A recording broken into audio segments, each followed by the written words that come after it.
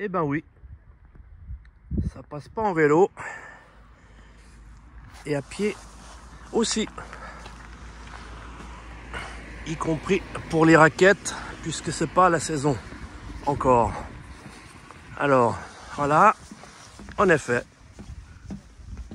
le lac de la Moura est inondé, ce qui n'a rien d'exceptionnel puisque durant l'hiver cela arrive assez fréquemment lorsqu'il y a des redoux et que le sol est gelé et qu'en plus il y a des trompes d'eau. Il peut arriver de manière tout à fait exceptionnelle que ça arrive jusqu'à la route que vous voyez là. Enfin, voilà, on a eu pas mal d'événements ces derniers temps, notamment avec le drame qui s'est passé à côté de Gaza, et maintenant une vengeance absolument terrifiante qui se déroule à Gaza. Mais chaque fois qu'on critique Israël, qu'on critique leurs dirigeants, qui sont des suprémacistes, qui sont des racistes comme il y a actuellement, et avec une belle crapule nommée Netanyahou, qu'il ne faut jamais oublier, s'était réjoui de l'assassinat d'Yitzhak Rabin, et parce qu'il savait que suite à cet assassinat, ça allait donner fin aux accords de paix. Donc voilà ce qu'il y a actuellement en Israël. Bien sûr que les dirigeants israéliens n'en ont strictement rien à foutre de leurs citoyens ou sous-citoyens, comme un tiers de la population qui n'est pas juive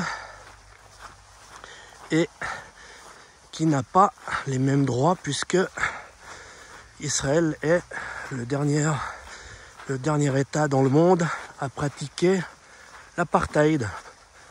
Donc maintenant, il faut juste se poser les bonnes questions. Quand on voit que la Suisse, mais surtout la France, s'aligne systématiquement sur la politique d'Israël et crie à l'antisémitisme, le mot miracle, pour éviter toute critique. Donc quand on voit que la France organise par le biais de leur gouvernement une marche contre l'antisémitisme, pourquoi il n'y a pas eu une marche pour la paix? C'était la seule marche qu'il devait y avoir. Parce que l'antisémitisme, il est pratiqué par des extrémistes qui sont au pouvoir actuellement en Israël. Donc maintenant, si la France aligne tellement sur Israël, je me pose la question, est-ce que Israël et le mouvement sioniste, c'est un projet colonial. Donc si la France s'aligne tellement sur Israël, est-ce que ce serait pas par nostalgie de l'empire colonial?